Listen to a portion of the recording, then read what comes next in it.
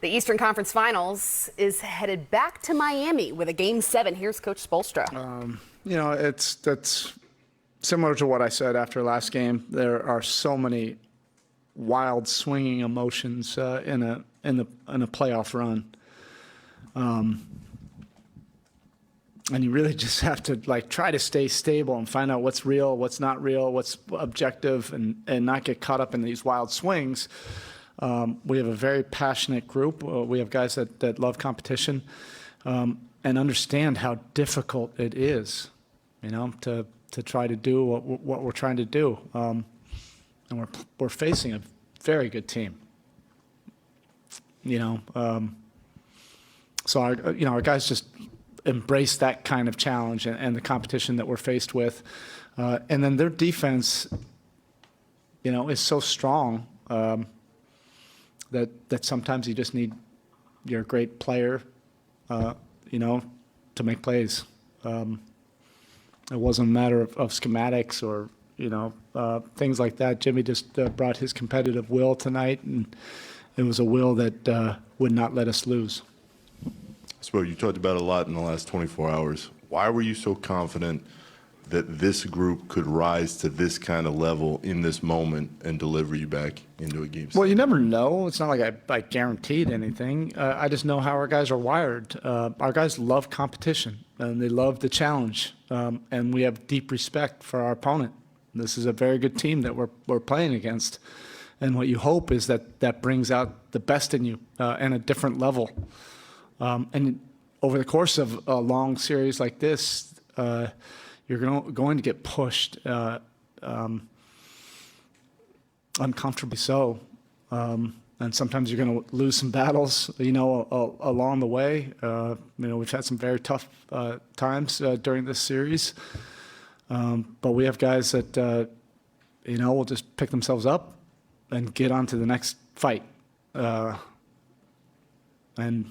look, we're here. This is the way it should be. With these two teams, it should have gone 7 games.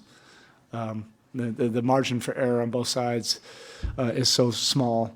There's no two better words in pro sports than Game 7. I'm just really thrilled that our group gets an opportunity to compete in the Game 7 in front of our home crowd. You've said that this game was an opportunity to make a memory. Obviously not during the game, but now thinking back, did you see any shades or comparisons to LeBron's Game 6 against the Celtics and what Jimmy did tonight? I don't like to compare teams. I think it's I get it. People can easily draw the comparisons, between the two. It's a different era. It's a different team. I want our guys just to embrace this moment. Jimmy Butler is a great competitor. He really is. And you can misdefine him in a lot of different ways, but his competitive will is as high as anybody, that's played this game. And he put his fingerprints on this game. So it's, it's very, again, the wild swings. We're going to try to go back to our cave and just focus on Game 7. And really, we're grateful. We're really grateful to be in a really challenging series like this against an opponent we respect. And then we get to experience a Game 7 together. You have to go through tough things on a playoff run when you're trying to accomplish something special. And I think this group deserved a Game 7. Spoke kind of along those lines. Given the circumstances, given what Jimmy's obviously going through physically, what was special to you watching what he did tonight? What really stood out to you? It's those winning, willful plays.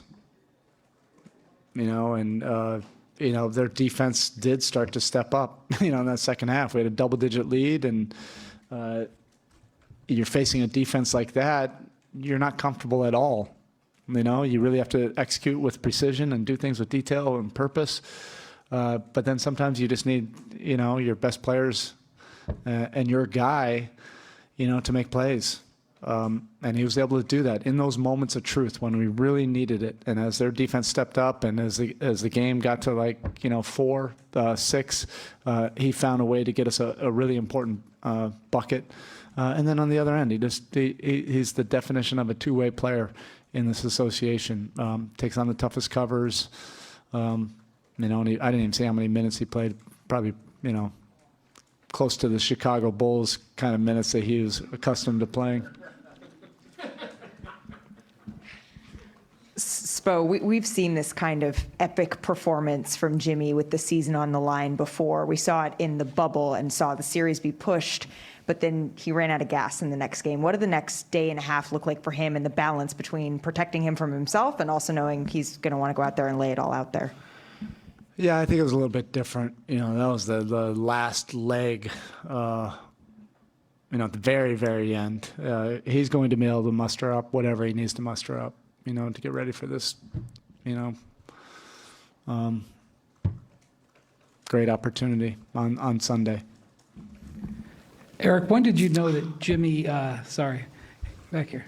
when did you know that Jimmy had it? I mean, the last few games, you could tell right off the bat that he didn't have the explosion, but tonight it looked like right in the first quarter that he had it. Did you see that before the game? I think the most important thing, Brian, is if you're a competitor, you just keep on picking yourself up. The playoffs are tough. They really are. It's so hard to win, and then you get to this level when 27 teams are watching. You get to this elite level, you have to be able to manage everything because you can't control everything. You're facing great competition, and you're going to lose some battles, and then you got to try to win more battles than you lose. And Jimmy does not stop. I thought, his last game,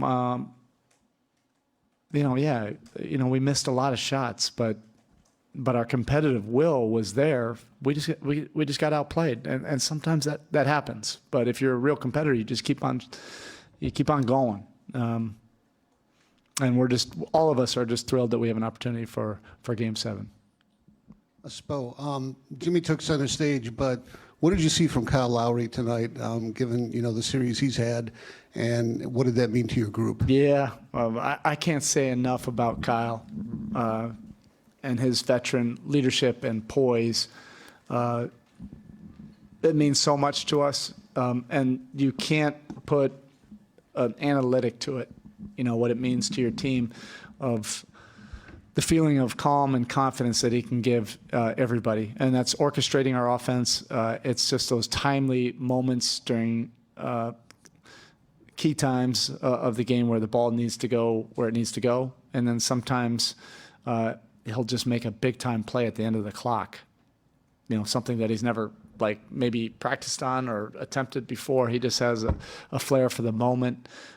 He's one of the all-time clutch players in this league, and he just knows how to manage a game. And you're playing in an environment like this with the stakes. It's great to just have a Hall of Fame quarterback that just kind of keeps everybody calm. Thanks, Will. Okay, thank you.